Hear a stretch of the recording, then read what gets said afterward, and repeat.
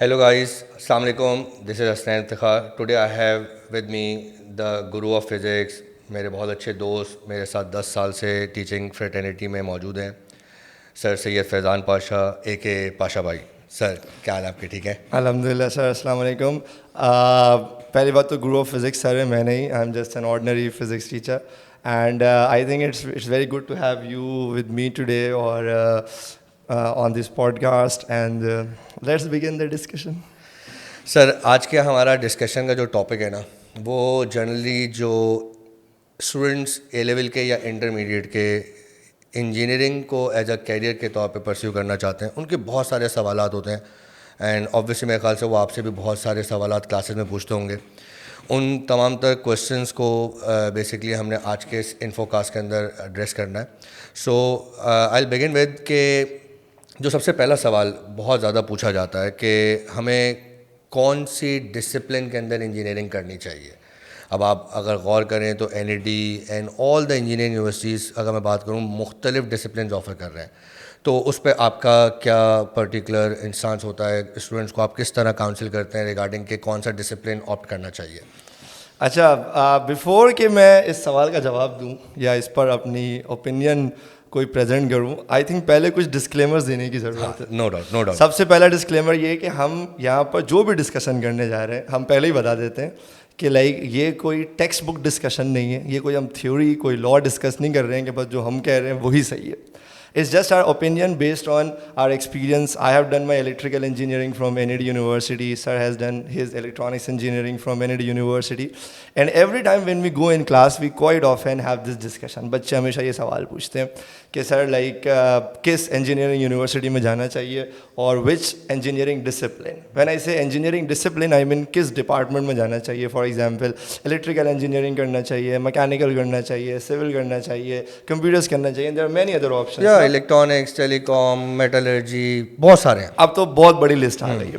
तो पहली बात तो ये कि like we need to understand कि इसका लाइक इस पर हम अपना ओपिनियन रख सकते हैं based on what we have observed, based on our personal experiences, or more importantly because like मैं और sir Hasnain like we invested a very small amount of time in the engineering field, rather we both switched to teaching physics. Sir भी physics पढ़ाते हैं, मैं भी physics पढ़ाता हूँ, but we have a good circle of friends. मतलब sir के batch में भी कोई 220 दोस्त थे जो उनके साथ ग्रेजुएट हुए थे, मेरे अपने साथ कोई हंड्रेड्स ऑफ स्टूडेंट्स। मेजॉरिटी जो है वो अपनी इंजीनियरिंग फील्ड के अंदर ही और मेजॉरिटी वो है जो अपनी इंजीनियरिंग फील्ड के अंदर मौजूद हैं। तो एटलीस्ट लाइक मतलब इससे पहले कि आप कहेंगे अगर लोग खुद तो इंजीनियरिंग की जॉब कर रहे नहीं है पिछले 10 साल से और ये हमें समझाने के लिए बैठे हैं कि किस इंजीनियरिंग फील्ड में जाने की ज़रूरत है, like whatever we will be discussing today, I think that would be based on what we get to hear from our students, from the people who belong to the background, जिनसे आमतौर पर आपको बात करने का मौका नहीं मिलता। When I say आपको, I mean the kids, हमारे students हमेशा they always want to have a discussion with professionals कि भाई कोई मैकेनिकल इंजीनियर उनको बताए, कोई इलेक्ट्रिकल इंजीनियर जो इस वक्त फील्ड में 10 साल 15 साल 20 साल लगा चुका है, वो उनको बताए कि आखिर ये फील्ड है क्या और ये फील्ड सेलेक्ट करनी चाहिए नहीं करनी चाहिए, किस यूनिवर्सिटी से करनी चाहिए, इसके क्या स्कोप्स हैं। तो like today will be talking about this on the basis of what we have heard and obviously because we have done 4 years engineering as well and some industrial experiences as well.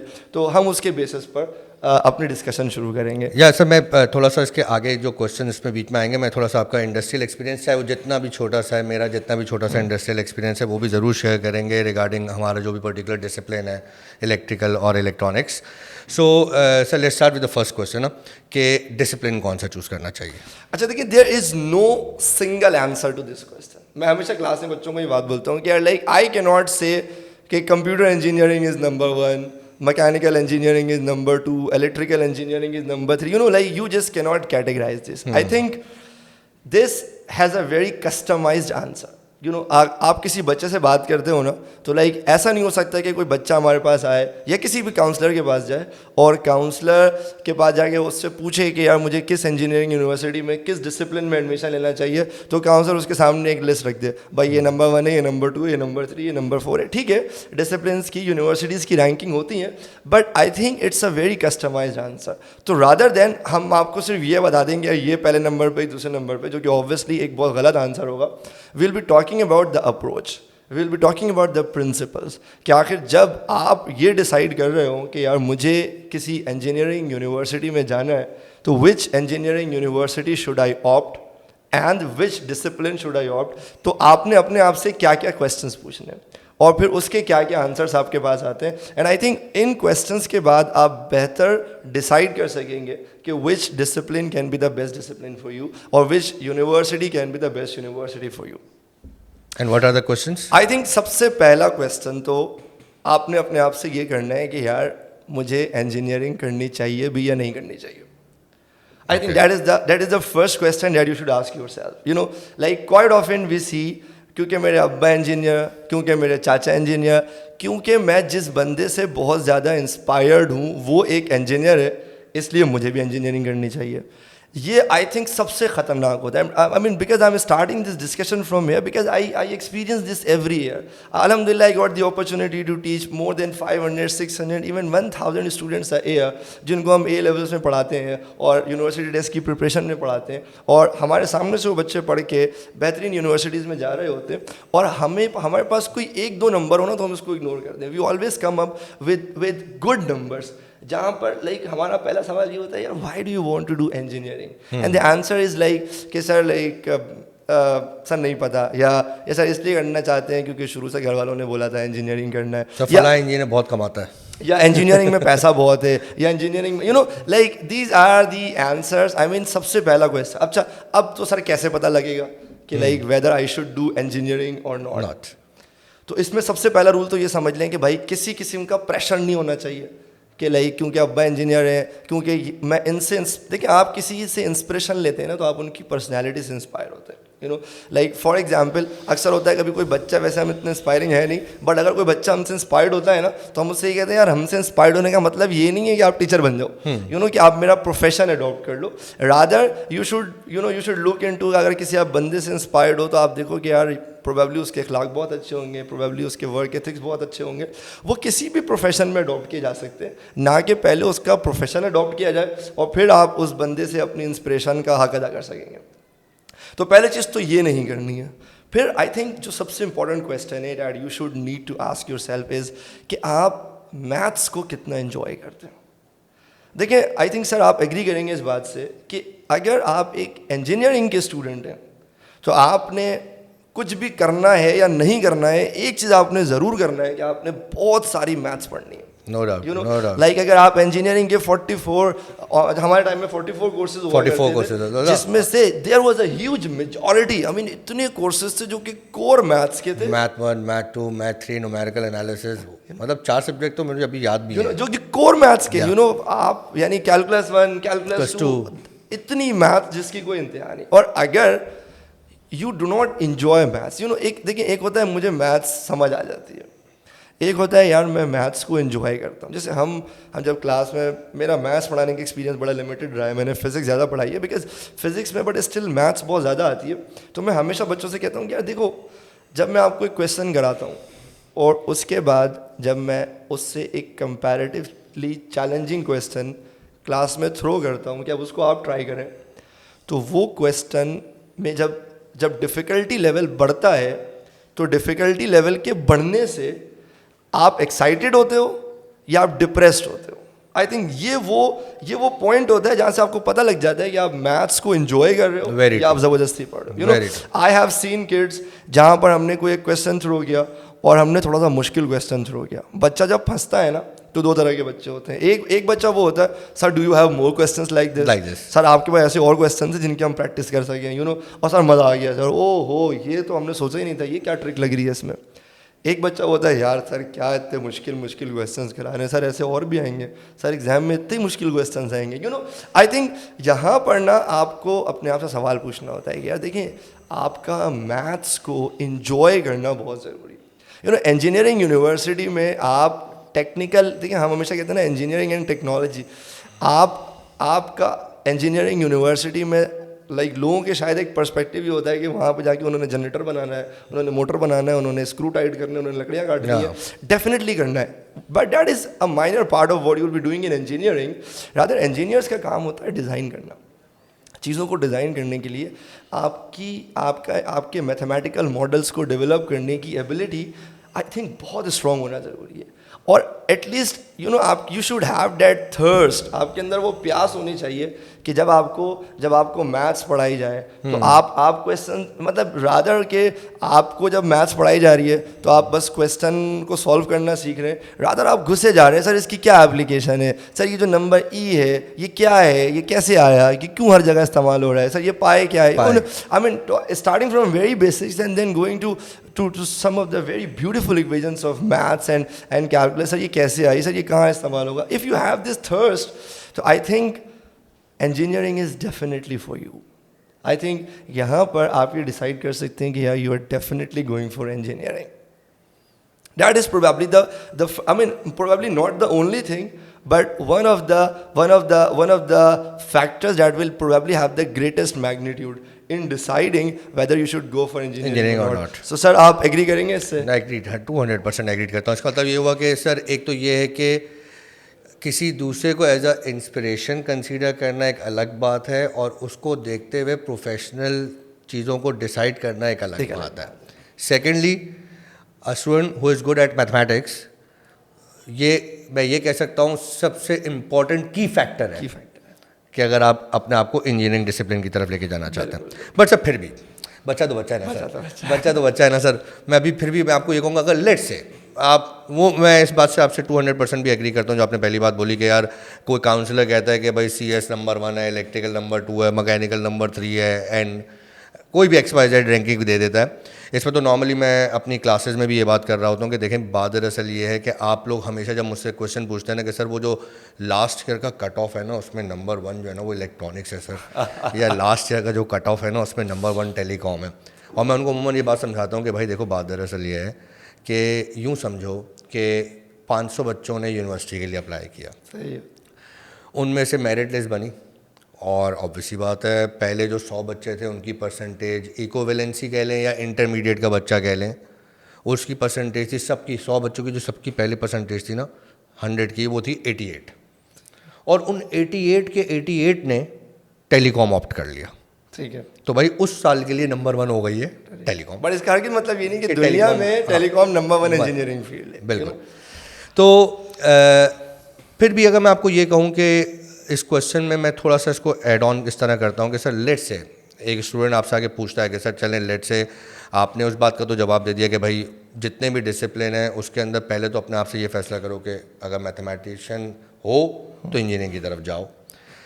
Sir चलें late से वो mathematician है, अब अगले सवाल की तरफ आते हैं, तो वो डिसिप्लिन ऑप्ट करे क्योंकि सर वो तो बच्चा है ना, वो तो नहीं छोड़ेगा। अच्छा, अब इसमें 2 बड़े अहम क्वेश्चन आते हैं और दोनों बड़े इंपॉर्टेंट हैं। एक ये कि which discipline and which university, I mean दोनों बड़ा इंपॉर्टेंट है। उसके बाद ही because it's not that simple as medical. I think medical, I am not saying कि मेडिसिन है बड़ी सिंपल, आई मीन सेइंग कि उनका जो प्रोसेस है वो उनके पास 2-3 प्राइमरी डिसिप्लिन या पाथवेज बड़े सिंपल है, MBBS, BDS, DPT, D-Pharma। But engineering में आई थिंक जो 2 चीज़ें हैं, पहले हम बात करें डिसिप्लिन पे या पहले बात करते हैं यूनिवर्सिटी पे। भाई आप विच यूनिवर्सिटी, और फिर obviously I think they would go in conjunction with each other, किसी को सेपरेट नहीं किया जा सकता आई थिंक। बट पहला सवाल होगा विच इंजीनियरिंग यूनिवर्सिटी।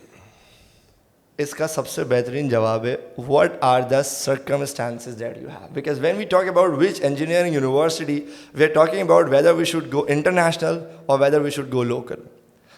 लाइक एक बच्चा है जो कि इंटरमीडिएट का बच्चा है या एक बच्चा है जो कि A लेवल्स का बच्चा है, आई एम प्रीटी श्योर कि दोनों के पास ये ऑप्शंस हैं कि वो चाहे तो वो लोकल यूनिवर्सिटी से अपना बैचलर्स कंप्लीट कर सकता है, अपनी इंजीनियरिंग कर सकता है, या वो इंटरनेशनल यूनिवर्सिटीज़ में वो बाहर जा सकता है। डिफरेंट ऑप्शंस अवेलेबल है। आई थिंक इसमें आप डिसीजन कैसे लेंगे कि whether you should go for international और whether you should go for local. Circumstances, अगर for example you have a lot of money at the bank, you have a very strong backup, और आपको लगता है कि यार आपके लिए किसी भी कैपेसिटी में यूनिवर्सिटी की फ़ीस अफोर्ड करना is not going to be a challenge, आपके लिए अकोमोडेशन, आपके लिए कोई मसला नहीं है, आपके लिए बस ये कि sir I am looking for the best, तो I obviously definitely I would say कि भाई जाओ यूएस जाओ यार, जाओ आप, एक से एक यूनिवर्सिटीज़ हैं, डिपेंड करता है कि आपके क्या ग्रेड्स हैं आपके पास। बस उन यूनिवर्सिटीज़ में ना चले जाना है कि बस क्योंकि बाहर की यूनिवर्सिटी है तो वैसी बहुत सी बाहर की यूनिवर्सिटीज़ हैं जिनकी रैंकिंग हमारी लोकल यूनिवर्सिटीज़ से बहुत पीछे है। तो सिर्फ इसलिए कि आप यूएस में पढ़ रहे हैं या सिर्फ इसलिए कि आप यूके में पढ़ रहे हैं या सिर्फ जर्मनी में पढ़ रहे हैं तो ज़रूरी नहीं है कि लाइक आप या टर्की में पढ़ रहे हैं, because Turkey is also a very hot spot for Pakistani student जहाँ वो जाके पढ़ रहे होते हैं। इमर्जिंग मार्केट फॉर बहुत ज़बरदस्त मार्केट है, बहुत अच्छी यूनिवर्सिटीज़ है, बट अगेन वहाँ पे तो आपको रैंकिंग देखना पड़ेगा। अगर आपको लगता है आप अफोर्ड कर सकते हैं, देखिए इंटरनेशनल एक्सपोजर का कोई कंपैरिजन नहीं है। जब आप 4 साल, वैसे अगर आप, जैसे हम कराची शहर में रहते हैं तो हमारा अपना शहर भी कोई कम एक्सपोजर नहीं देता है, पूरा पाकिस्तान और आके कराची में रहता है सिर्फ इसलिए क्योंकि वो मैं किसी दूसरे शहर के बारे में कोई कंपटीशन नहीं रख रहा, बट इन जनरल जब मैं भी एक ज़माने में लाहौर वाले बहुत नाराज़ होने वाले हैं, बट जब मैं लाहौर गया था 2-3 महीने इंटर्नशिप करने के लिए तो मेरे लाहौर के ज़्यादातर कॉलेज मुझसे सवाल कर रहे थे कि भाई हम कराची आते हो, तुम यहाँ क्या करने आए हो, हम तुम्हारे शहर आते हैं to get the exposure because of the fact that this is a very multi cultural city and a lot of challenges. But international exposure है अगर आपके पास वो फैसिलिटीज़ अवेलेबल हैं ज़बरदस्त, बट यूजली इंटरनेशनल बैचलर्स बहुत एक्सपेंसिव है for international. For हमारा बच्चा, यानी हमारा बच्चा जब वहाँ जाएगा तो वो उनका एक इंटरनेशनल स्टूडेंट काउंट होगा। बैचलर्स बहुत एक्सपेंसिव है। Sir sorry I will cut you over here. मैं अपने एक बैचमेट की आपको यहाँ पे बात बताता हूँ। मेरा एक बैचमेट और वो अमेरिकन इमिग्रेंट है और वो 4 साल के लिए NED आया, उसने डिग्री की और फिर वहाँ गया वापस USA और मास्टर किया।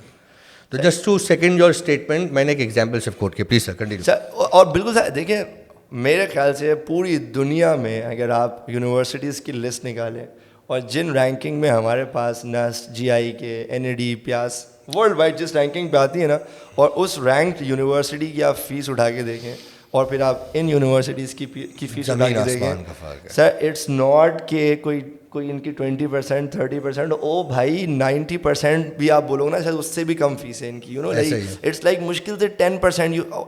In fact you are paying nothing. I will be very honest, Pakistan में इंजीनियरिंग का बैचलर्स, पाकिस्तान वो ऐसी ज़बरदस्त सरजमीन है कि पाकिस्तान में लोग बुराइयां करने के लिए बहुत सी बुराइयां कर सकते हैं हमारे मुल्क की, लेकिन हमारे मुल्क में ये इंजीनियरिंग का बच्चा जानता है कि जिस प्राइस पे हमारे मुल्क में इंजीनियरिंग यूनिवर्सिटीज़ ऑपरेट कर रही हैं, स्टार्टिंग फ्रॉम NED तो खैर बिल्कुल, I am very thankful to NED, like we are very thankful to NED. I'll be very honest, probably we would never have this dream of becoming an engineer true अगर मिसाल के तौर पर NED university नहीं होती। I'll be very honest, उस वक्त हमारे वो फाइनेंशियल सर्कमस्टेंसेस नहीं थे कि हम किसी, एंड इवन अच्छा मैं इसमें ऐड करना चाहूँगा, लोगों को लगता है कि हमारे यहाँ ना गवर्नमेंट यूनिवर्सिटीज़ सस्ती हैं और प्राइवेट एक्सपेंसिव है।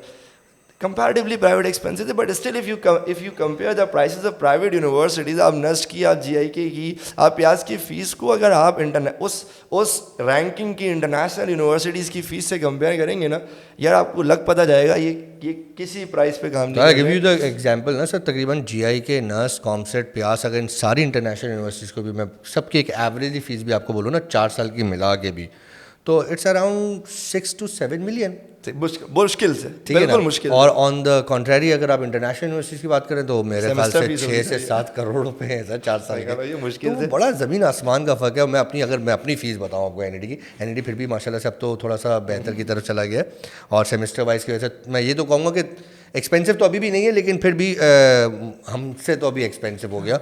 आई थिंक मेरे ख्याल से sir you agree with me के 4 साल की मेरी टोटल फीस जो थी वो शायद 36,000 थी 4 साल की। This is back in 2000, I think मैं बैच हूँ 2003-04 का। 2003-04 का।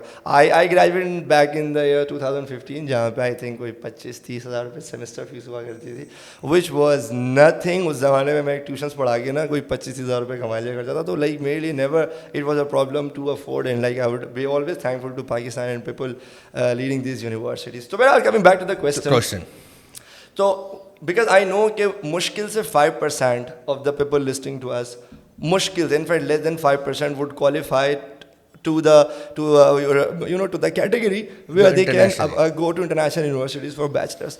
मज़े की चीज़ ये कि आप लोकल यूनिवर्सिटीज़ से बैचलर्स करें because they are recognize all around the world. मैं दोबारा से नाम लूँगा, हमारे पास NED है, NUST है, FAST है, GIK है, PIAS है, अभी हबीब आ गई है, कॉमसेट है और माजरत चाहूँगा अगर मैं कोई नाम भूल रहा हूँ। आई मीन इनकी बड़ी एक्सेप्टेंसेस हैं। इनका बच्चा अपना बैचलर्स कंप्लीट करता है और अपना बैचलर्स कंप्लीट करने के बाद एक अच्छी मुनासिब जीपीए मेंटेन करता है।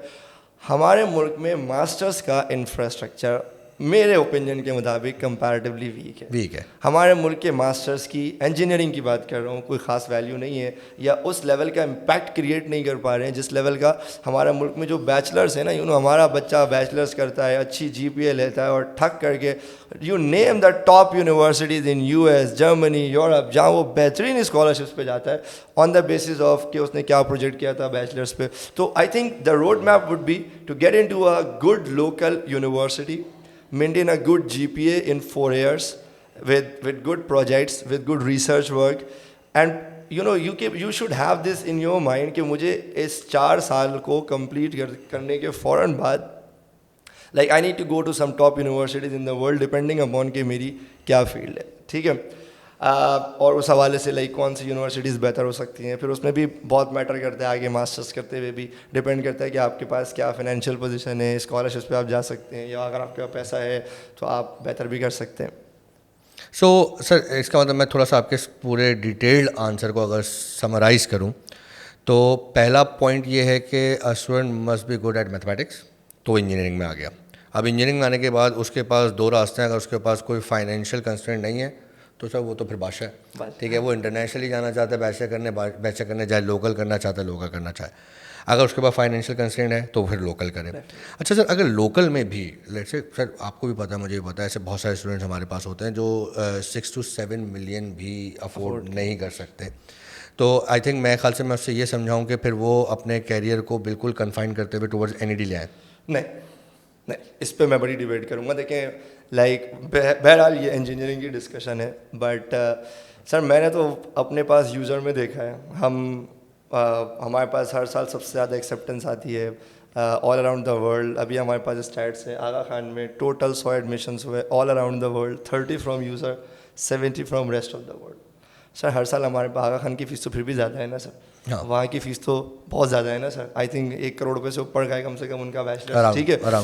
But you see how we motivate them. देखिए हमारा पाकिस्तान में I think if you are good, अगर आप पढ़ने में अच्छे हो, आपके ग्रेड्स अच्छे हैं और उसके साथ साथ आपका एंट्रेंस टेस्ट अच्छा है, आपका स्कोर अच्छा है, I think you should go for any university जो कि बेहतर हो।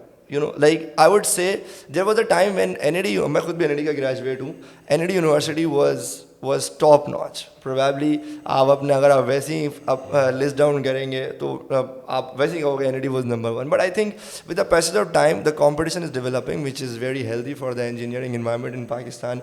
NUST has been doing really well, PIAS has been doing really well, GIK has been doing really well. So I think just because of the financial constraint, maybe people should look for financial aids, बहुत available होती हैं। और I think like इसमें सबसे important चीज़ ये होता है कि पहले ना आप अपने आप को एलिजिबल करो। आई थिंक हमारे पास अक्सर बच्चे कहते हैं सर वो जब हमारे पास A-लेवल से कुछ स्मार्ट बच्चे होते हैं, सर वो MIT, स्टैनफोर्ड, हार्वर्ड सर अगर हो भी गया तो कैसे जाएंगे। तो मैंने कहा पहले अपने आप को एलिजिबल तो कर लो, पहले एक्सेप्टेंस लेटर तो आ जाए, फिर बात करेंगे कि उसके पैसे कहाँ से आएंगे। तो आई थिंक आपने अप्लाई सब यूनिवर्सिटीज़ में करना है, ठीक है।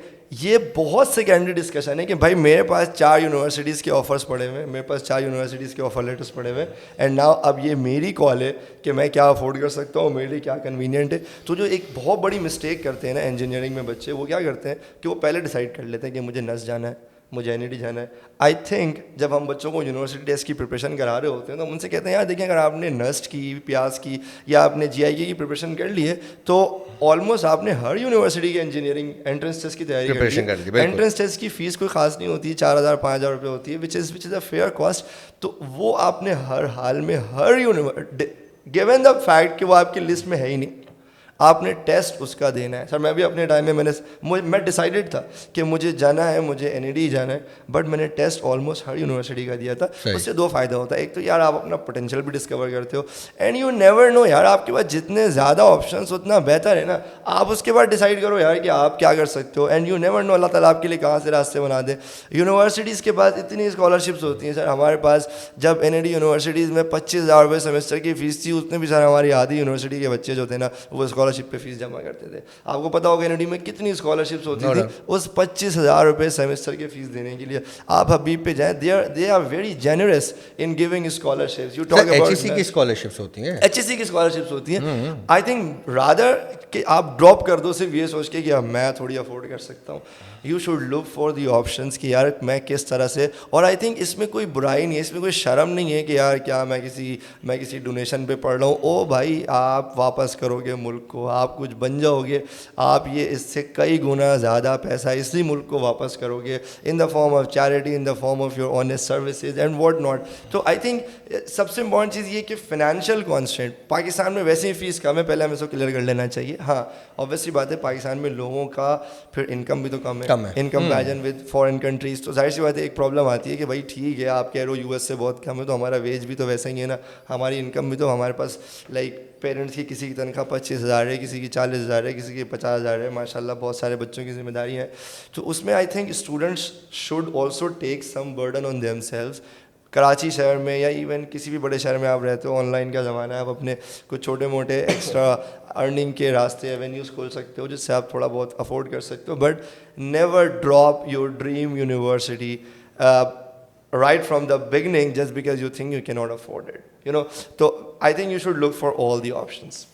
Done sir. इसका मतलब हमारे चैम्पियंस को कम से कम अपना पहले क्वेश्चन का तो आंसर मिल गया है कि you should apply in all the universities, इंशाल्लाह get the acceptance from all the universities, और उसके बाद फिर बेसिकली डिसाइड करें कि फाइनेंशियल कंस्ट्रेंट अगर है तो उसको किस तरीके से ओवरकम किया जा सकता है, और इफ़ इट इज़ नॉट, बिल्कुल ही कोई हल नहीं निकल पा रहा, तो फिर ऑब्वियसली बात है कि उन यूनिवर्सिटीज़ में जो आपके सामने एक अच्छी यूनिवर्सिटी, सारी अच्छी हैं, तो उनमें से किसी को भी एक को ऑप्ट करते हुए अपने इंजीनियरिंग कैरियर को परस्यू करें आगे लेके जाके।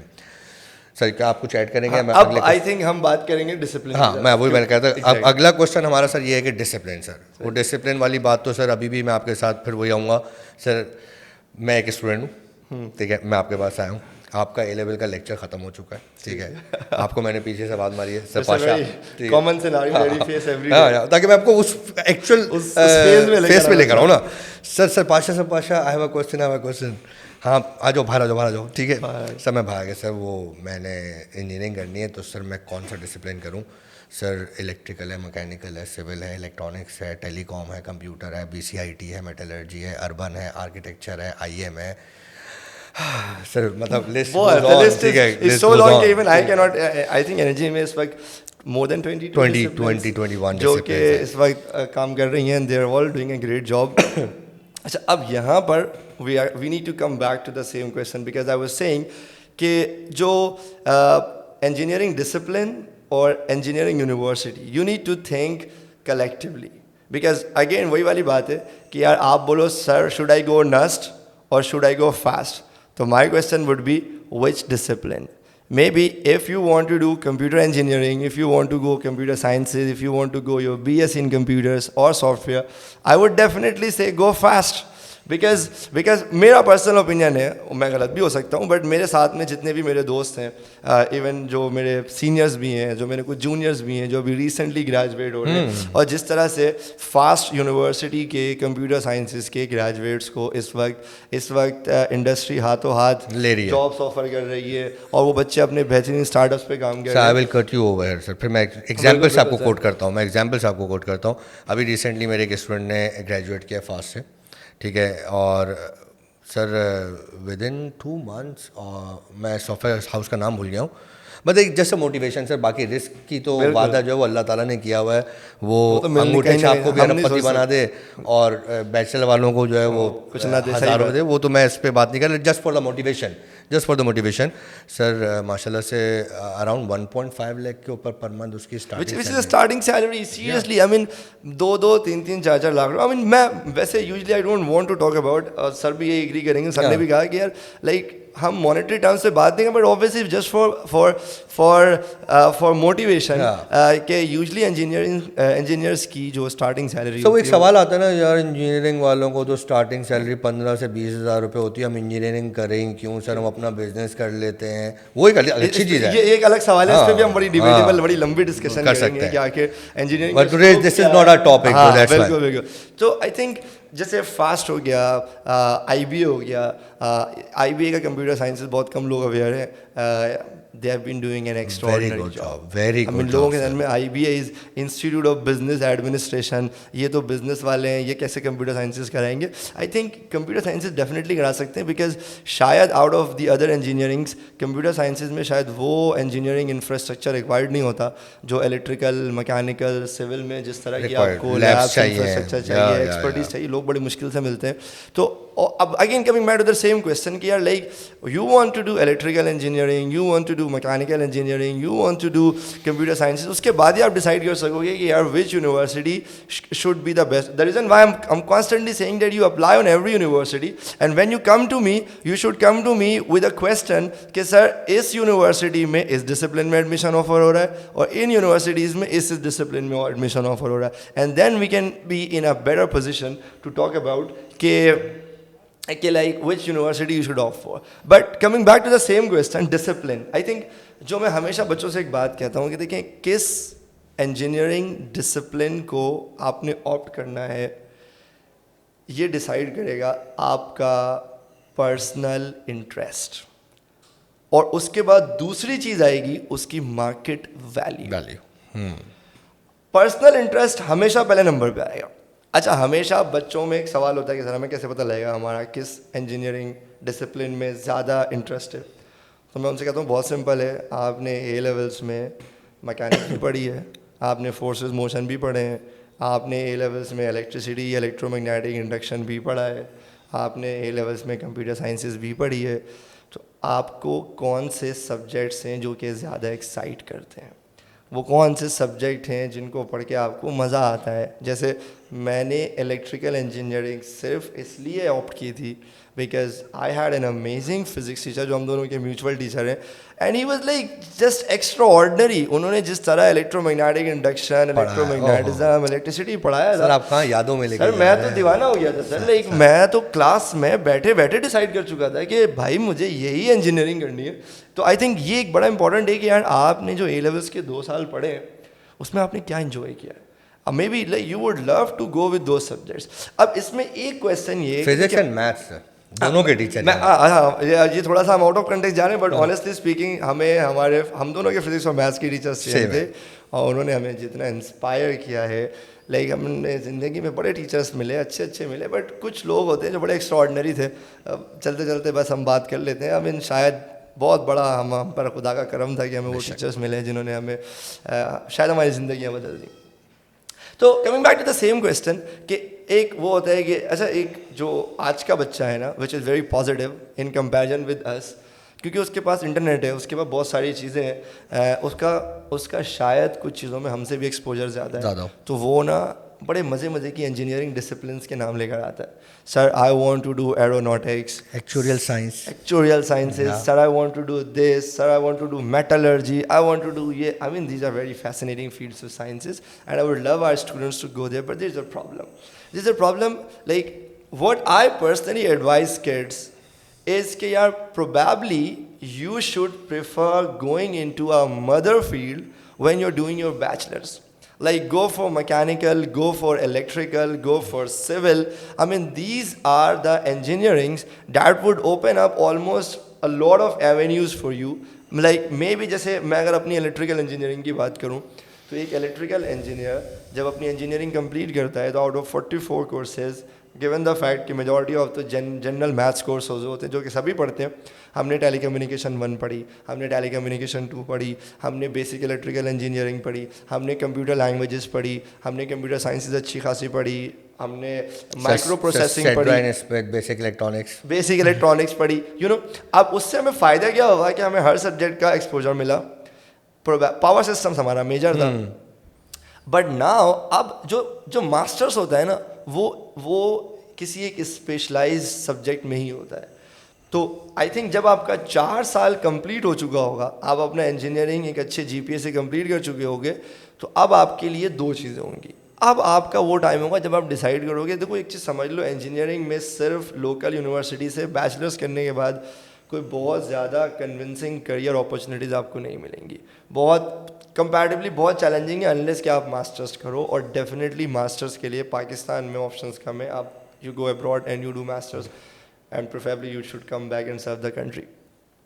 बट ये कि जब आप मास्टर्स के लिए सब्जेक्ट डिसाइड करते हो ना, तो अब यहाँ पे देखते हो कि यार आपने 44 कोर्सेज पढ़े थे, आपने इलेक्ट्रिकल इंजीनियरिंग की भी सब डिसिप्लिन्स पढ़ ली हैं, उनमें से आपको टेलीकॉम पसंद आया, आप टेलीकॉम में मास्टर्स कर लो यार, आपको कंप्यूटर साइंसेस पसंद आया, आप कंप्यूटर साइंसेस में मास्टर्स कर लो, ठीक है, आपको फॉर एग्जांपल पावर सिस्टम्स पसंद आया, आप उसमें मास्टर्स कर लो, आपको क्या कहते हैं माइक्रो प्रोसेसिंग पसंद आई है, आप उसमें मास्टर्स कर लो। आप बोलो नहीं मुझे मैथ्स से ही इश्क हो गया, आप जेन्युइन मैथ्स में ही अपना मास्टर्स कर लो। यानी इंजीनियरिंग का एडवांटेज ये होता है कि आप उसके बाद किसी जनरल फिजिक्स में भी जा सकते हो ना, आप सिर्फ फिजिक्स में ही मास्टर्स कर सकते हैं, अप्लाइड फिजिक्स में जा सकते हैं, किसी एक पर्टिकुलर सब्जेक्ट में जा सकते हैं। वहाँ पर आप डेफिनेटली दो चीज़ें देखेंगे, एक ये कि आपको किस सब्जेक्ट ने ज़्यादा इंस्पायर किया, और फिर सेकेंडली कि उस फील्ड की, क्योंकि अब आपके पास सिर्फ 1 से 2 साल होंगे मास्टर्स के, तो उसमें ये डेफिनेटली ये होना चाहिए कि यार इस फील्ड का इस वक्त क्या स्कोप है, इस वक्त इसका लोकल, यानी आपकी एक तो आपका क्या प्लान है, like are you planning to stay in the country, आप पाकिस्तान में वापस आने के प्लान में हो या आप बाहर रहने के प्लान में हो। और फिर आपको सर्च करना पड़ेगा कि यार इन यूनिवर्सिटीज़ की क्या यानी इस मास्टर्स की पाकिस्तान में क्या अपॉर्चुनिटीज़ हैं, बाहर क्या अपॉर्चुनिटीज़ हैं, एंड मोर इम्पॉर्टेंटली इसकी क्या एंटरप्रेन्योरल अपॉर्चुनिटीज़ हैं, कि अगर मैं कल को इस फील्ड में कोई स्पेशलाइजेशन करके अपना ही काम शुरू कर लूँ, मैं कोई अपना कोई प्रोजेक्ट इस्तेमाल कर लूँ, कोई स्टार्ट कर लूँ, कोई स्टार्टअप पे आ जाऊँ जो जिसकी पाकिस्तान को अभी शदीद ज़रूरत है। तो I think the advice that we usually give is कि लाइक हमें कोई प्रॉब्लम नहीं है अगर आप किसी एक बहुत स्पेसिफिक फील्ड में ही चले जाते हो, बट क्योंकि आमतौर पर ए लेवल्स के या इंटरमीडिएट के 2 सालों में ना आपने भी अपने आप को पूरी तरह से डिस्कवर नहीं किया होता।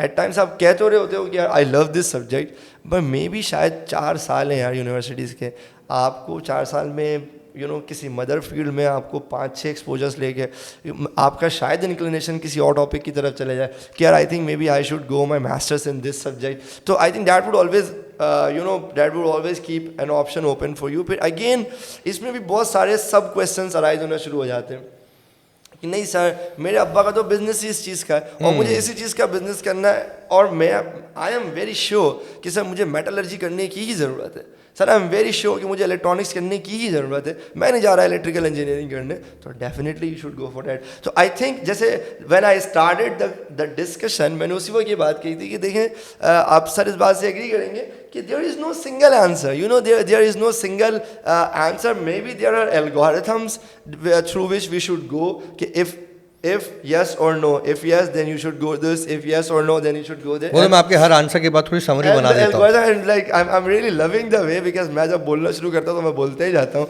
और सर हसनैन को ये फील हो रहा है कि उनके बच्चे जो सुन रहे हैं उनको एक समराइज वर्जन की आदत है, तो सर हसनैन एंड में लाके उसको समराइज कर देते हैं, which is बट नहीं सर ऑनेस्टली अच्छी बात है सर, वो आपकी डिस्कशन जो है ना वो बिल्कुल एक डिटेल्ड वर्जन की तरफ जाती है, उसमें कम से कम मेरे हिसाब से मेजॉरिटी ऑफ द क्वेश्चंस जो बच्चों के आ रहे होते हैं उसका आंसर आपके पास से आ रहा है। अब अगर मैं इस आंसर का भी जो डिटेल वर्जन आपने दिया मैं इसका समरी अगर आपके पास करूं तो इट मीन्स कोई भी ए लेवल या इंटरमीडिएट का जो स्टूडेंट है अगर उसने अपनी पर्टिकुलर इंजीनियरिंग डिसिप्लिन को डिसाइड करना है तो वो पहले ये चेक करे कि उसको ए लेवल और इंटरमीडिएट में फिजिक्स का कौन सा चैप्टर ज़्यादा फैसिनेट कर रहा है। बिल्कुल that is the starting point of that is one of the very important tool that will help you कि आप किस फील्ड को सेलेक्ट कर सकते हैं।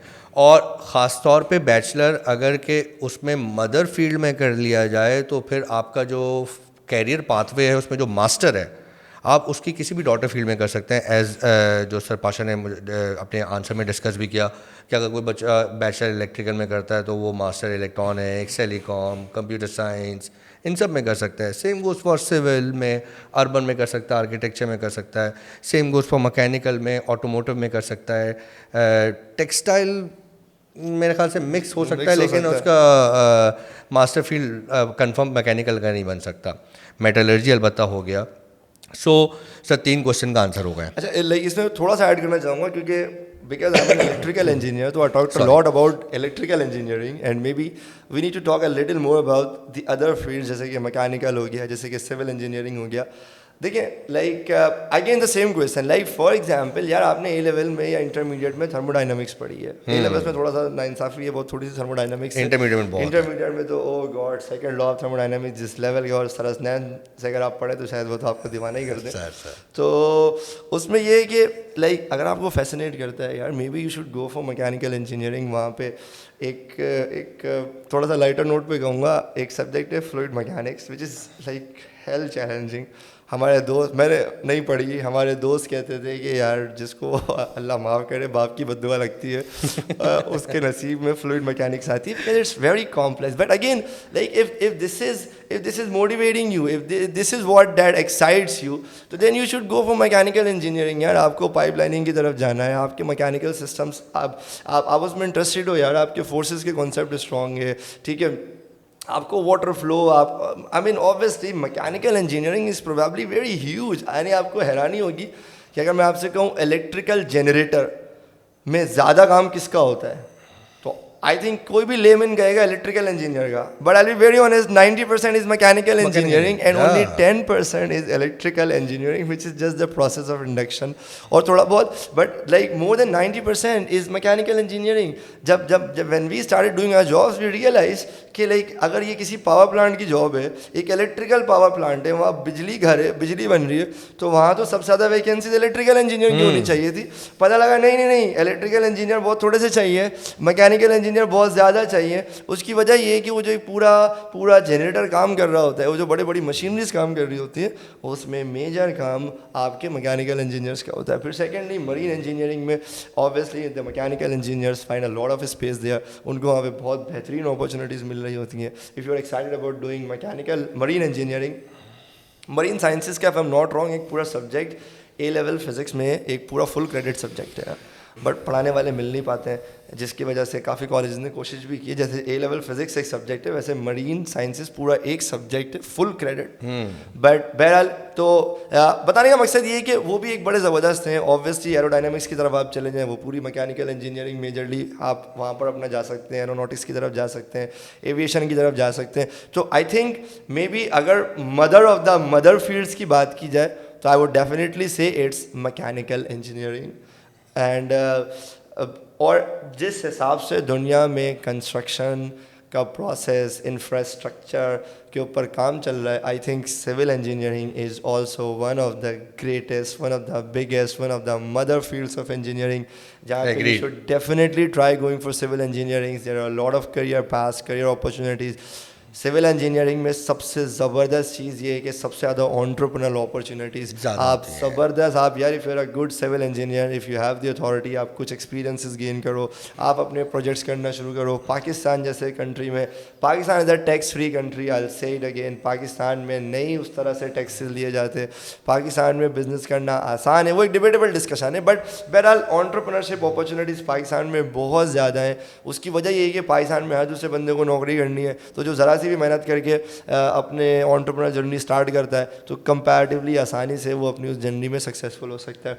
तो I would add to this कि मैं शुरू में सिर्फ इलेक्ट्रिकल कर रहा था, but it was because I have been through electrical engineering, but I must say mechanical engineering is a comparatively broader field of study, जिसमें आपके पास बहुत सारे करियर एवेन्यूज़ खुलेंगे। सिविल इंजीनियरिंग जहाँ से आप आर्किटेक्चर की तरफ जा सकते हैं, और genuine structural engineering, and you have no idea how much money they are minting all around the world. Like itna paisa.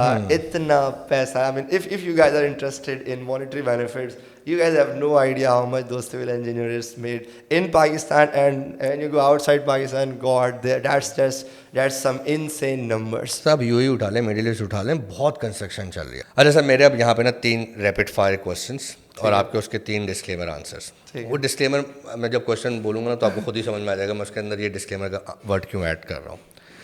Sir, बच्चे का पहला क्वेश्चन ये है कि ये 4 साल में मैंने डिग्री ले ली है, ठीक है मैं समझ गया, मुझे कितनी सैलरी की नौकरी मिलेगी सर? ठीक है। अच्छा, again, I mean, this will have a very long answer again. Again, मैं सर उस पर स्पिरिचुअलिटी वाली अगर सारी डिस्कशन कर भी लूँगा ना, उसके बाद भी एंड में जाते हैं तो पूछेगा मुझसे ज़रूर। अच्छा, मैं आंसर तो बताएं। मैं से बात करता हूँ। लाइक पहली बात, अगर आप हमारा पॉडकास्ट गौर से सुन रहे हैं, हमने आपको बिल्कुल कहा है कि अगर आप सिर्फ बैचलर्स करके पाकिस्तान में जॉब ढूंढने खड़े हो जाओगे तो आपको बहुत प्रॉब्लम होने वाली है, बहुत ज़्यादा प्रॉब्लम होने वाली है, आप फ्रस्ट्रेट होने वाले हो। अनफॉर्चुनेटली पाकिस्तान में job market, I am again saying, आप अपना एंटरप्रेन्योरल जर्नी स्टार्ट कर लो, वो बहुत बेहतर है, या थोड़ा सा जॉब का एक्सपीरियंस ले लो। पाकिस्तान में जॉब मार्केट इतनी मज़े की नहीं है। उसकी एक बहुत बड़ी वजह है, लाइक कभी कभार ना हम भी यूनिवर्सिटीज़ के टीचर से जब बात करते हैं ना, और लाइक कभी उनसे ये बात होती है कि सर लाइक क्या वजह है कि जब हमारा बच्चा यूनिवर्सिटी से निकलता है तो जो कंपनीज़ हैं उसको इतने कम पे स्केल पे नहीं करती हैं। पाकिस्तान में सर अल्लाह माफ़ करे, अदर देन अभी सिर्फ कंप्यूटर साइंसेज है जिस पे थोड़ा सा बूम आया हुआ है, but talking about mother fields, electrical, mechanical, ये वो अल्लाह माफ़ करे, दुनिया शुरू होती है 25,000, 30,000, 40,000। सर आपने मेरे दूसरे रैपिड फायर का क्वेश्चन ना इसी में दे दिया कि वैसे तो, लेकिन मैं क्वेश्चन जरूर पूछूंगा। हाँ कि सैलरी से, बट ऑब्वियसली यार यूजली वो ट्रेनर्स होते हैं। अच्छा कुछ अच्छी कंपनीज भी हैं, बट ऑब्वियसली वो जो सिलेक्शन होती है यार वो बहुत लिमिटेड होती है, जहाँ पे वो 1 लाख रुपए से या 80,000 रुपये, लाख रुपए से आपका लाइक आपको as a trainee engineer induct करते हैं, और उसके बाद फिर बाद में आपकी सैलरी बढ़ाना शुरू कर देते हैं। पाकिस्तान में देखिए एक सिंपल सा रूल है, जो सैलरी ब्रैकेट होता है ना, आई थिंक वो आपके स्किल सेट से ज़्यादा सप्लाई डिमांड पे डिपेंड करता है। ओके सर देखिए सर, मिसाल के तौर पर कोई एक पर्टिकुलर फील्ड है ना, हो सकता है वो काम कोई बहुत बड़ा काम ना हो, लेकिन उसको करने वाले कम हैं और उसको करवाने वाले यानी उसकी डिमांड ज़्यादा है। भाई सीधी सी बात है, अगर मैं ए लेवल टीचिंग की बात करूं तो A level teaching is a very rewarding field as far as Karachi, Lahore, Islamabad is concern. मैं मुंह पर बड़ा ऑनेस्टली बोलता हूँ कि मैं कोई ऐसा काम नहीं कर रहा हूँ जो शायद कोई बहुत बड़ा काम हो, मुझसे बड़े बड़े बैठे में, बट शायद मैं जो काम कर रहा हूँ ना वो करने वाले बहुत कम है, जिसकी वजह से ऑटोमेटिकली मेरी डिमांड बढ़ती है और मुझे बेहतर मॉनेटरी बेनिफिट्स ऑफर होते हैं। तो पहली बात तो एक चीज़ समझ लें कि जब आपको किसी जगह जॉब ऑफर होती है ना, तो इररिस्पेक्टिव ऑफ कि आपका स्किल सेट क्या है, सबसे इंपॉर्टेंट चीज़ ये है कि वो ये देखते हैं भाई ठीक है इतना काम।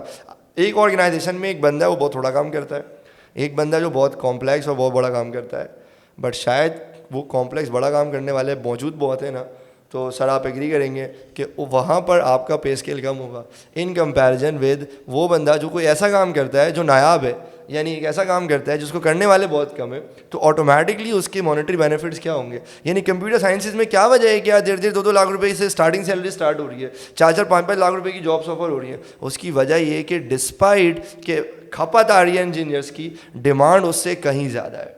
हर दूसरी कंपनी ने ऑटोमेशन की तरफ जाना है, हर दूसरी कंपनी ने सॉफ्टवेयर बनाना है, हर ने ERP बनाना है। वो कंपनीज जिसका कंप्यूटर साइंस से कोई लेना देना ही नहीं है उसको, यानी एक तो होता है ना यार एक कंपनी सॉफ्टवेयर हाउस है, नहीं I am talking about the companies. कौन सी कंपनी है जिसका IT डिपार्टमेंट नहीं होता, कौन सी कंपनीज है जो अपने ERPs पे काम नहीं कर रही है, कौन सी कंपनीज है जो ऑटोमेशन पे काम नहीं कर रही है। तो आई थिंक आपको कितना सैलरी ऑफर होगा, कितना पैसा ऑफर होगा for the job you will be doing will depend a lot on कि उस चीज़ की कितनी डिमांड है और कितने लोग उस जॉब के लिए लाइन में खड़े हुए हैं। The only problem why Pakistan में एक बहुत थोड़ा सा सैलरी ऑफर होता है जब बच्चा एज एन क्या कहते हैं इंटर्नी तो नहीं यूँ समझ लो, ट्रेनी इंजीनियर हायर होता है, डिस्पाइट कि उसका बैचलर्स कंप्लीट हो गया। उसकी वजह ये है कि सर एक जॉब होती है पीछे 50 लाइन लगी हुई होती है, ऐसे ही बिल्कुल प्रॉब्लम। तो उसकी वजह ये नहीं है कि आप कोई छोटा काम करो, उसकी वजह ये कि बस आप जो काम करो उसकी डिमांड नहीं है ना, या उसकी जितनी डिमांड है उससे क्या ज़्यादा सप्लाई है।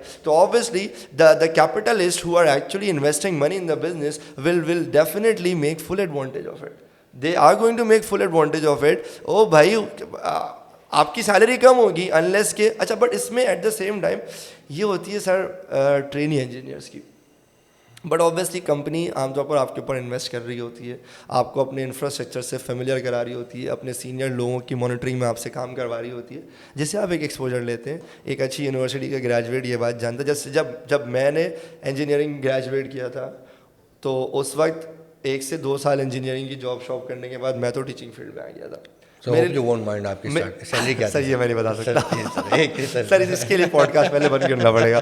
तो फिर क्या हुआ कि मेरे पास ना उस वक्त हम बहुत अच्छे पैसे कमाते थे इन कंपैरिजन विद जो मेरे इंजीनियरिंग के दोस्त हुआ करते थे, कोई 25,000 कोई 40,000, कभी कभी तो मुझे तरस आता था कि यार क्या ज़िंदगी है यार इनकी, but obviously they were trainee engineers.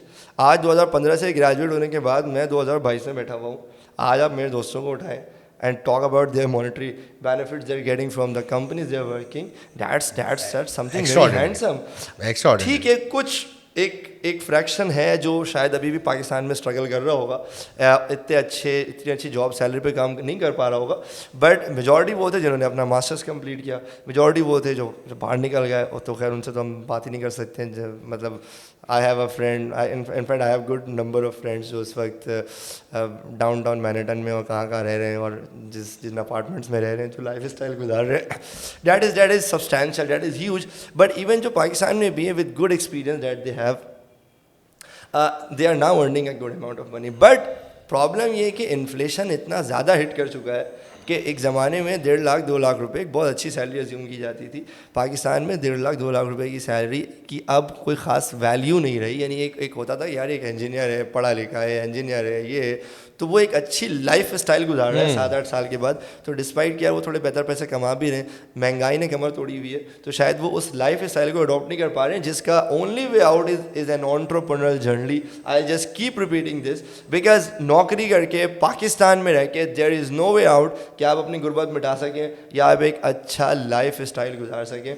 तो मैं वही कह रहा था कि जितनी बड़ी कंपनी होगी उतनी ज़्यादा अनसर्टेनिटी होगी। अनसर्टेनिटी का मतलब ये कि जितनी बड़ी कंपनीज होती हैं, मैं लोगों से मिलता हूँ, उनको और प्रॉब्लम लगी रहती है, यार कंपनी में आजकल फाइनेंसिस के मसले चल रहे हैं, आजकल ले ऑफ चल रहा है, कंपनी ने एक साथ फैसला लिया है 50 लोगों को निकाल रहे हैं, कुछ पता नहीं है यार उस लिस्ट में मेरा नाम भी आ जाए, ये हो जाए वो हो जाए।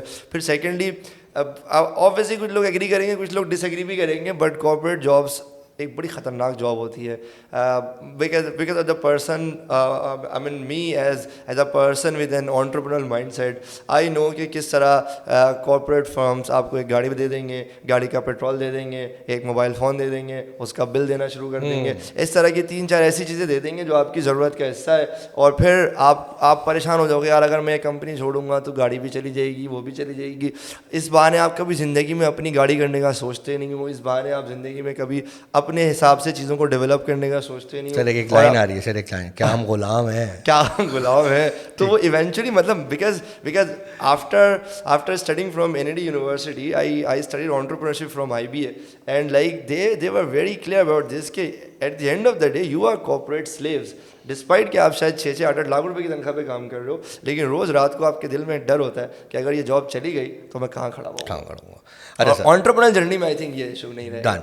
तो मैं फिर वाली बात है, आपके इस डिटेल आंसर को एक समरी करते हुए एक आंसर देता हूँ कि भाई एक इंसान जब वो फ्रेशली ग्रेजुएट होगा तो उसकी स्टार्टिंग सैलरी जो है वो 25-30 हज़ार से स्टार्ट होकर 1.5 लाख तक जा सकती है, प्रोवाइडेड दैट कि वो कौन से डिसिप्लिन से बाहर आ रहा है। बड़ा चक्का लग गया था बड़ा, हाँ। एंड द मैक्सिमम वो 8 से 10 लाख भी जा सकती है और उससे ऊपर भी जा सकती है अगर वो बाहर कहीं रह रहा है, ठीक है, और वो बाहर निकल जाता है, तो then the numbers are very. अच्छा सर, सेकेंडली एक टीचर फ्रेटर्निटी के अंदर, तभी मैंने कहा ना डिस्क्लेमर आंसर है, तो तभी मैं आपको उस तरीके के क्वेश्चन आपसे पूछ रहा हूँ कि टीचर फ्रेटर्निटी के अंदर ना नॉर्मली जब भी स्टूडेंट मेरे पास आता है कि सर मैं फला टीचर के पास गया और मैंने उससे पूछा मैंने कौन से डिसिप्लिन करनी, तो सबने CS बोला है। और फिर जब मैं उसको बोलता हूँ कि भाई आप मदर फील्ड इन तीनों में जाएं और वो करें ये करें, no doubt sir, keep this thing in mind. आप बार बार मुझे बोलेंगे सर ये क्वेश्चन का आंसर अभी मैंने आपको दिया, लेकिन सर मैंने आपको कहा ना, this is a very good question. हाँ, बट मैंने आपको कहा ना मैं आपका स्टूडेंट हूँ ना, तो मैं तो हर सवाल आपसे पूछूंगा, ठीक है। I think this needs and I am he is pretending to be my student first, क्योंकि वैसे मैं इनका स्टूडेंट हूँ। अच्छा, अब लाइक अगर हम वैसे बात करें ना, तो I think you are absolutely right. अच्छा, I will be coming back to the same question, and this is very true कि बच्चे आते हैं और वो ये बोलते हैं कि सर सब कह रहे हैं कंप्यूटर साइंसेस। अच्छा, मैं भी उनमें से एक हूँ जो कहता है कि कंप्यूटर साइंसेस, बट मैं हमेशा उनसे पहले एक सवाल पूछता हूँ, ओ भाई आपको शौक है कंप्यूटर साइंसेस का? आपको आपका दिल लगता है कंप्यूटर के आगे? आपका दिल लगता है प्रोग्रामिंग में? वैसे देखें, अब एक चीज़ सबको समझने की ज़रूरत है सर, जैसे इंग्लिश लैंग्वेज एक ऐसा सब्जेक्ट है ना, आई डोंट थिंक कि शायद ही कोई ऐसी फील्ड होगी जहाँ पे उस लैंग्वेज को पढ़े बगैर आप जा सकते हैं। जैसे पाकिस्तान में ठीक है हमारा मादरी ज़बान तो उर्दू, बट ऑफिशियल लैंग्वेज मेरी to the best of my knowledge English ही है ना, हमने सारी किताबें इंग्लिश में ही पढ़नी है। तो जैसे इंग्लिश लैंग्वेज के बगैर इमेजिनेशन ही नहीं हो सकती ना कि कोई बंदा इंजीनियरिंग कर ले, मेडिसिन कर ले। मैं आपको बता रहा हूँ सर, किसी कोई इसको लिख के कहीं रख ले कि विद इन फ्यू ईयर्स जितना इंपॉर्टेंट ये इंग्लिश लैंग्वेज होगा ना, उतना इंपॉर्टेंट ये कंप्यूटर की प्रोग्रामिंग लैंग्वेजेस होंगी, पाइथन और ये और वो सी लैंग्वेज। भाई आपको नहीं आता है ना, आप किसी काम के नहीं।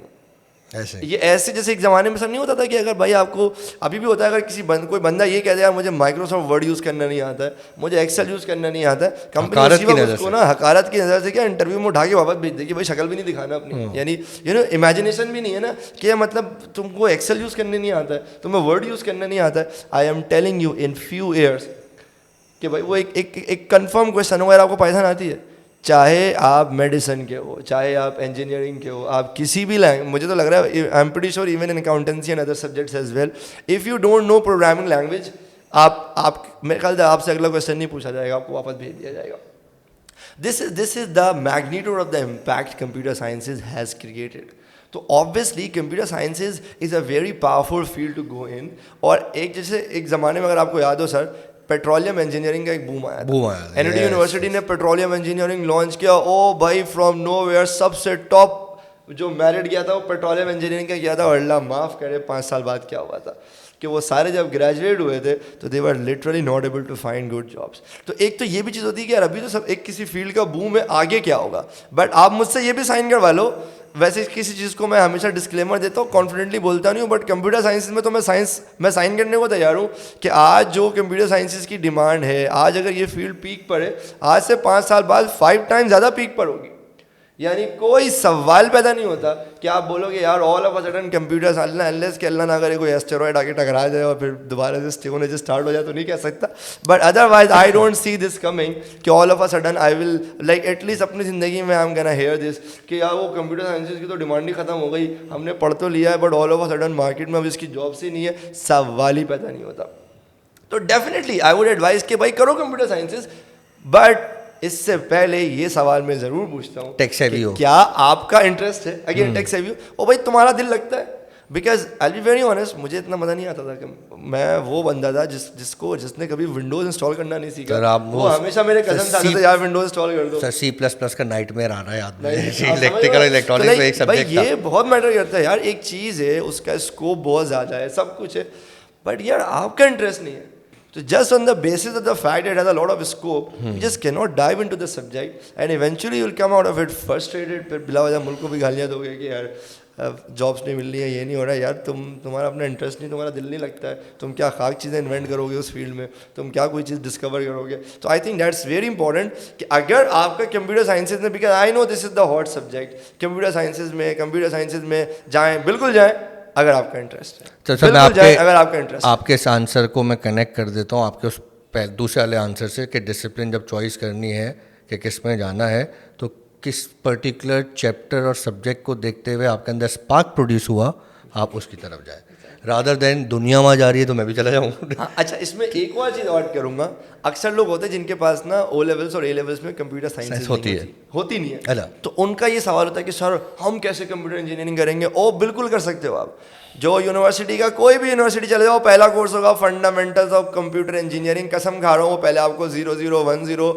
वो पता है सर, वो डेसिमल से, वो हेक्साडेसिमल और ये बाइनरी नंबर से स्टार्ट करेंगे, वो आपको हर चीज़ 0 से सिखाएंगे। अगर किसी बच्चे ने ए लेवल्स में या ओ लेवल्स में या इंटरमीडिएट में कंप्यूटर साइंसेस पढ़ी हुई है तो definitely is going to have an advantage, but that doesn't mean कि अगर आपने ए लेवल्स में या इंटरमीडिएट में कंप्यूटर साइंसेस नहीं पढ़ा तो इसका मतलब आप कुछ भी हो जाए आप कंप्यूटर साइंसेस नहीं ले सकते। आप डेफिनेटली ले सकते हो, भले आपने केमिस्ट्री पढ़ी हुई है, आपने कंप्यूटर साइंसेस नहीं पढ़ी हुई है, हमने भी नहीं पढ़ी थी, एंड लाइक जब हम पढ़ने बैठे हमें समझ में आ गया एंड वी रियलाइज कि like we didn't feel the difference कि यार ये तो वो बच्चे हैं जिनको पहले से आता है, मुझे समझ ही नहीं आ रहा है, ऐसा कुछ भी नहीं है। तो you can always go for computer sciences even if you have not studied previously in your A levels and O levels.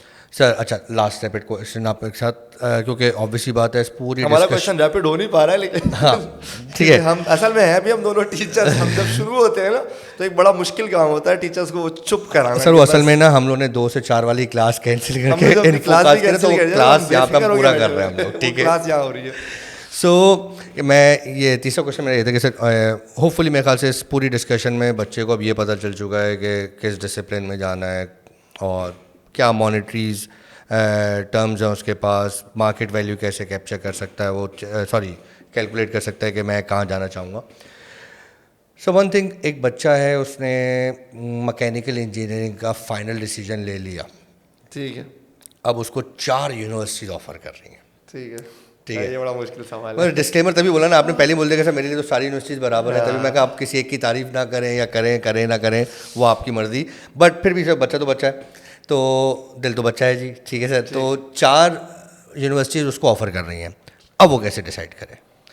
May be अगर वो 4 नाम ले लिए जाएँ। अच्छा लेट्स से मैं मिसाल के तौर पे देता हूँ आपको कि मैकेनिकल इंजीनियरिंग एनईडी भी ऑफ़र करती है, मैकेनिकल इंजीनियरिंग नस्ट भी ऑफ़र कर रही है, ठीक है, मैकेनिकल इंजीनियरिंग जीआईके भी ऑफ़र कर रही है। चले 3 पे रहते हैं, अब इन तीनों में से डिसाइड करना है। नस्ट, एनईडी, जीआईके, आई हाँ। थिंक आपने ये टॉप 3 का ही नाम हाँ। लिया है जो कि मैकेनिकल इंजीनियरिंग में। I think they are all very good, but if I mean again this is a disclaimer, those of my friends who are teaching or studying in those universities जिनका मैं नाम ना ले सकूँ तो ऑफेंड नहीं होना, मैं कौन सा कोई सेलिब्रिटी हूँ, इतनी कोई वैल्यू है भी नहीं मेरी बात की, but if you are asking for my opinion which actually doesn't matter, but GIK, NUST और NED में शायद I would go for NUST, okay ठीक है, but I would my sincere apologies to those teachers and people जो NED में होते हैं, मैं खुद भी वहाँ ग्रेजुएट हूँ, but I would prioritize at least both NUST and GIK over NED university. मैं उसके पीछे थोड़ा सा रीज़न देना चाहूँगा। देखिए, there was a time when mechanical engineering at NED university was just super amazing, सही है, और आई थिंक अभी भी है, अभी भी दुनिया की बहुत बेहतरीन मैकेनिकल इंजीनियरिंग की यूनिवर्सिटीज़ में आज भी एनईडी यूनिवर्सिटी का शुमार होता है। तो if you are getting an admission in the mechanical engineering of NED university, you just can not leave that option given the fact कि you have more better options available. Like जैसे NUST और GIK particularly for Karachi शायद एक और भी exposure होता है ज़रा एक डिफरेंट, बाकी ये कि I think GIK and NUST have been performing well. और जैसे एनईडी के बारे में एक चीज़ ये बस शुरू से रही है कि एनईडी जैसे हमारे यहाँ मतलब एक लेगेसी वाला हमारे यहाँ कहते हैं एनईडी एक माफिया है, मतलब ऑब्वियसली अल्लाह माफ़ करे वो बदमाशों वाला माफिया नहीं है। It's because in the previous 20, 30, 40 years, in fact more, NED ने इतने ज़बरदस्त मैकेनिकल इंजीनियर्स प्रोड्यूस किए और they are working in all around the world in top companies. तो वो एक हमेशा से एक एडवांटेज आता है कि वो जब एक हायरिंग प्रोसेस होता है तो वो एक आवाज़ निकलती है, भाई एनईडियंस को सपोर्ट करता है, एनईडी एक माफिया है, सारे लोग इन्हीं के बैठे हुए हैं, तो ये अपने लोगों को सपोर्ट करते हैं, which is going to be a definite edge. But मैं ये इसलिए कह रहा हूँ कि यार वो लोग जो एनईडी यूनिवर्सिटी के ग्रेजुएट हैं, वो लोग जो एनईडी यूनिवर्सिटी से निकले हुए, उनको काफ़ी अर्सा हो गया and they are working in top companies. तो अब जब मैं उनसे बात करता हूँ कि यार जो अभी हमारे पास फ्रेश एनईडी का ग्रेजुएट आ रहा है, उसके बारे में आपका क्या ओपिनियन है और आप उसको कितना प्रायोरिटाइज करते हो एडमिशन यानी अपने इंडक्शन प्रोसेस में, तो उस पर उनका जवाब ये होता है कि यार like now we do not consider this कि क्योंकि ये एनईडी का ही ग्रेजुएट है इसलिए हम इसको बुलाएंगे। रादर हमारा जो मेन फोकस होता है वो ये होता है कि यार whoever simply perform well in the interview, हमारे क्वेश्चंस के अच्छे जवाब दे who has a better profile. तो आई थिंक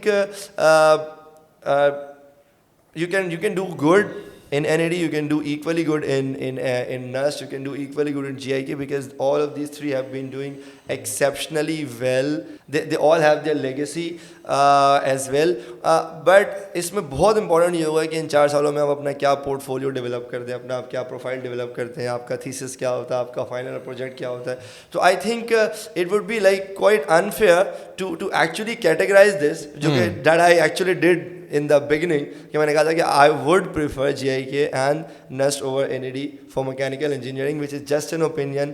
Comment section में अगर कोई मुझसे disagree करना चाहे बिल्कुल disagree कर सकता है, मुझे constructively explain करना चाहे तो भी कर सकता है। This is just an opinion based on what hopefully sir आपके comments, आपके opinion जो है हमारे students के लिए, in fact because we are going on YouTube and other social media platforms, I would love to hear a constructive criticism from all of you। अगर आपको लगता है यार ये क्या पागलों वाली बात कर रहा है, इसको क्या पता है, हम बताते हैं। I would love to hear from you, क्या आप हमें बता दो, हम उसको करेक्ट भी कर लेंगे, हम उसको अपने बच्चों में कम्युनिकेट भी कर सकेंगे। पर्टिकुलरली यार वो लोग who are very senior in their field engineering में, जिन्होंने काफ़ी अरसा गुजार लिया है, चाहे वो टीचर हों, चाहे वो रिसर्चर्स हों, चाहे वो जॉब मार्केट में हों, चाहे वो एंटरप्रेन्योर्स हों, लोकल हो, इंटरनेशनल हो। If you are listening to this, please spare out few minutes, comment section में ज़रूर हमें करेक्ट करें। अगर हमने कोई सही बात की है तो यार प्लीज़ उसको आप सेकंड कर दें। उससे ये होगा कि एटलीस्ट बात की वेटेज बढ़ जाएगी, because this infocast will be heard by a lot of students जिनको इस बारे में जानना है। And like I am pretty sure कि अगर हम दोनों ने अभी तक जितनी भी बातें की हैं, अगर हमारी उस बात को कोई ऐसा प्रोफेशनल बंदा आके करेक्ट करता है जिसने इस फील्ड में वक्त लगाया है और उसको कंस्ट्रक्टिवली एक्सप्लेन करता है, तो I am surely gonna accept that and I am surely gonna convey that to my students as well कि नहीं यार मेरा तो ये ओपिनियन था, बट एक बहुत प्रोफेशनल बंदा है जो कि इस फील्ड को समझता है, उसका ये ओपिनियन है कि नहीं ऐसे होता है, तो we would love to hear that as well and we love to communicate that to other students as well. Sir मेरा लास्ट क्वेश्चन, हाँ सीरियसली सर लास्ट क्वेश्चन, ठीक है ठीक है सर, मेरा लास्ट क्वेश्चन ये है कि आपने बेसिकली अपने एक क्वेश्चन के अंदर आंसर दिया था कि भाई एक पर्टिकुलर स्टूडेंट हो, चाहे वो ए लेवल का इंटरमीडिएट का है, वो मदर फील्ड के अंदर बैचलर करे और फिर मास्टर करे अपनी उन पर्टिकुलर डॉटर फील्ड्स के ऊपर जो मदर फील्ड से कनेक्टेड हैं। मैं बाबा वो फ्लो चार्ट नहीं बताऊँगा, हमने सबका बता दिया। सर इफ़ मतलब बस मुझे सिर्फ ये बताइएगा कि इसकी एडवांटेज है या ड्रॉबैक ज़्यादा हैं, ये चीज़ मैं आपसे सिर्फ सुनना चाह रहा हूँ कि एक बच्चा है, उसने एवियोनिक्स में बैचलर किया, सही है, और उसी में मास्टर कर लिया, सही है। अच्छा एक बच्चा है जिसने बैचलर मैकेनिकल में किया और मास्टर एवियोनिक्स में कर लिया, ठीक है, ठीक है। इन दोनों का मार्केट पॉइंट ऑफ व्यू से क्या स्कोप होगा? Definitely in my humble perspective, the person who has done mechanical engineering first and masters in avionics या एविएशन में चला जाता है या किसी भी तरफ चला जाता है, he is going to have a definite advantage. He is going to have a definite advantage. उसकी वजह ये है कि उसके पास हमेशा से ऑप्शन ज़्यादा होंगे, उसके पास शायद कंपैरेटिवली एक्सपोजर ज़्यादा होगा। एट द सेम टाइम वो बंदा जिसने 4 साल सिर्फ उस सब्जेक्ट को पढ़ा है, उसके पास एक ये कंपैरेटिव एडवांटेज है कि यार उसके पास शायद उस सब्जेक्ट की नॉलेज बहुत ज़्यादा होगी, बट इवेंचुअली वो दूसरे ऐसे सब्जेक्ट्स, ऐसे टॉपिक्स, ऐसे सब्जेक्ट्स जो कि इसी सब्जेक्ट को सपोर्ट करते हैं, शायद उसके पास उनकी अंडरस्टैंडिंग थोड़ी सी कम होगी। और मेरे ख्याल से वो बंदा जिसने इवेंचुअली मास्टर्स कर लिया है वो श्योरली एक कंपैटिटिव एडवांटेज के साथ आगे निकलेगा। तो और देखें सर, एक बड़ी इंपॉर्टेंट चीज़ है, जो जब आप किसी बहुत स्पेशलाइज्ड फील्ड में अपना बैचलर्स कर लेते हैं, living in a country like Pakistan, again when I से कंट्री लाइक पाकिस्तान, मैं कोई पाकिस्तान की बुराई नहीं कर रहा, पाकिस्तान हमारी जान है, हम यहीं पैदा हुए हैं, यही हमारा मुल्क है, इसी से हमें मोहब्बत है, बट जो एक्चुअल फैक्ट्स हैं हम उसको इग्नोर नहीं कर सकते। इन अ कंट्री लाइक पाकिस्तान या किसी एक पर्टिकुलर स्पेसिफिक फील्ड में job opportunities, even entrepreneur opportunities बहुत लिमिटेड है। तो होता ये कि अगर आपके पास एक कंपैरेटिवली ज़रा सा बड़ा स्कोप खुला हुआ होता है ना, तो आपके पास, क्योंकि देखिए at the end of the day sir पेट तो पालना है ना। तो लाइक एक क्वेश्चन है जो हम इनफैक्ट डिस्कस कर नहीं सके बीच में, अभी उस पर बात कर लेते हैं। जैसे कि अक्सर बच्चे आते हैं ना कि सर हमें कोर फिज़िक्स पढ़नी है, कोर साइंसेस पढ़नी है, कोर मैथ्स पढ़नी है, कोर केमिस्ट्री पढ़नी है, तो आप बिलीव करें सर, मुझे उनको गो हेड देते हुए लिटरली डर लग रहा होता है, because at the end of the day we know the circumstances through which the country is going. इस वक्त जो मुल्क के सिनारियो है, इस वक्त जो मुल्क में रिसर्चर्स के साथ हो रहा है, मैं पॉलिटिकल डिबेट में पढ़ना नहीं चाह रहा हूँ कि कहाँ हमारे मुल्क में किस तरह से पॉलिटिक्स इन्वॉल्व है और किस तरह से रिसर्चर्स की मेहनत के साथ क्या होता है और किस तरह से उनको वो एक्सपोजर ही नहीं मिल पाता कि मेरे पास एक ब्राइट ज़बरदस्त बच्चा है जो रिसर्च करना चाह रहा है कोर फिज़िक्स में, मैथ्स में, साइंसेस में। उसने जब BS यहाँ से मैथ्स करनी है, फिज़िक्स करनी है, केम करनी है, तो उसके पास अल्लाह जाने क्या स्कोप रहेगा, because you know we are the country जहाँ पर हर दूसरी चीज़ हम इंपोर्ट कर रहे होते हैं, अपनी कोई चीज़ बना रही नहीं होती। यू नो जब पीक लेवल की रिसर्च चल रही होती है तब इनकी ज़रूरत पड़ती है यार ऐसे लोगों की जिन्होंने जेन्युइन फिज़िक्स पढ़ी हुई हो, सिर्फ कोर प्योर फिज़िक्स, प्योर केम, प्योर लाइक मैथ्स पढ़ी हुई हो। तो अगेन मैं क्योंकि मैं उन बच्चों को फिर बड़ा क्लियर समझाता हूँ, यार देखो eight the end of the day एक चीज़ तुम्हारा शौक है and you should go for passion. मैं हमेशा ये कहता हूँ कि यार excellence will bring money, but I mean थोड़ा सा समझदारी करनी पड़ती है, थोड़ा सा सप्लाई डिमांड देखना पड़ता है। Like just because you are excellent in something, ठीक है, मैं खुद बच्चों को कहता हूँ यार आप किसी भी पर्टिकुलर चीज़ में if you are good at something ना, money is going to come to you, but यार हर बच्चे के लिए ना उस पीक लेवल को अचीव करना लाइक लाइक अगर आप किसी फील्ड में ऑर्डिनरी हो और उस फील्ड की डिमांड नहीं है, हर बच्चा ज़रूरी नहीं ना कि उस फील्ड में एक्स्ट्रा ऑर्डिनरी बने, तो फिर उस ऑर्डिनरी बच्चे के लिए सर आई थिंक अल्लाह माफ़ करे शायद पेट पालना मुश्किल हो जाता है। अभी लम्स ने कुछ बेहतर प्रोग्राम्स ऑफर किए हैं BS के अंदर, yes, एंड लाइक और जो उन्होंने फैकल्टी इंट्रोड्यूस कराई, that's super amazing and I am very hopeful they will be doing a fabulous job, और उनके जो ग्रेजुएट्स होंगे probably they're going to create an impact. But again, like because we do not have a lot of investment towards facilitating the researchers, the core researchers, तो उनका मेरा यही होता है कि यार देख, अगर इतना ही तुझे फिजिक्स केम का शौक है कि किसी एक पर्टिकुलर सब्जेक्ट में सिर्फ मैथ्स पढ़नी है, सिर्फ फिजिक्स पढ़नी है, इंजीनियरिंग नहीं करनी है, तो maybe you should look for going abroad, like maybe going for universities there, because they exactly know कि अभी करंटली क्या रिसर्च चल रही है और किस पर्टिकुलर चीज़ पे काम करके you are going to develop a value as well, because those universities take that responsibility कि अगर एक बच्चा हमारे से ग्रेजुएट हो रहा है तो बस हम ये नहीं कि उसको स्किल सेट तो दे दिया है, लेकिन उसे स्किल सेट की डिमांड क्या है उसके ऊपर कोई सवाल ही नहीं है, बट मतलब बहुत माजत के साथ, बट हमारे पास जो कोर साइंसेस की यूनिवर्सिटीज़ हैं, लाइक चाहे वो कराची यूनिवर्सिटीज़ हो गई, I mean they have been doing a great job, but at the same time they are least concern about where this kids will be placed, and I mean they have really very few contribution in making sure कि अगर हम एक साल में इतना बच्चा graduate कर रहे हैं तो इवेंचुअली वो बच्चा खपरा कहाँ पर है। एग्रीड सब, क्योंकि उनका ज़्यादातर खपना कहाँ होता है गवर्नमेंट कॉलेजेस या गवर्नमेंट स्कूल की टीचिंग में। आप समझो कोर फिजिक्स साइंसेज इनके टीचर, इनके ग्रेजुएट का काम सिर्फ स्कूलों में पढ़ाना नहीं है ना, लाइक इनका काम रिसर्च सपोर्ट में they are going to be the pillars. Like हमारे पास इंजीनियरिंग में जब जितने रिसर्चर्स को मैं जानता हूँ उनका बड़ापन है कि मुझे अपने साथ बैठा लेते हैं, शक्ल तो है नहीं मेरी ऐसी, बट फिर भी उनके साथ बात करता हूँ तो आई गेट टू रियलाइज़ कि उनको कितनी ज़रूरत है अच्छे मैथमेटिशियंस की, अच्छे फिजिसिस्ट की, but again eight the same time वो शायद उस तरह का वो बॉन्ड डेवलप नहीं है या लाइक वो एक्सपोजर मिल नहीं पाता पाकिस्तानी बच्चे को जो कि शायद इंटरनेशनल यूनिवर्सिटीज़ में मिल पाता हो।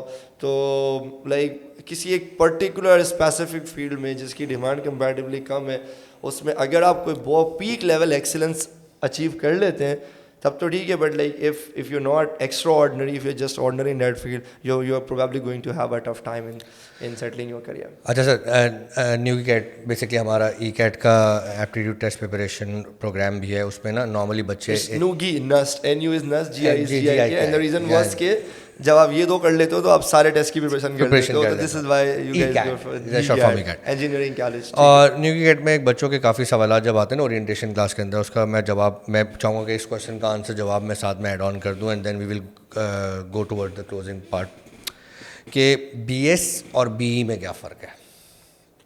ठीक है, तो मैं इस पे एक नॉर्मली आंसर देता हूँ, आई थिंक आप मुझसे इस पे एग्री भी करेंगे।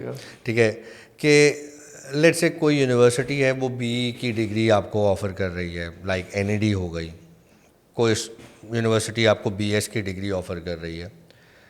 पहला डिफरेंस ये है कि जो स्टूडेंट BE की डिग्री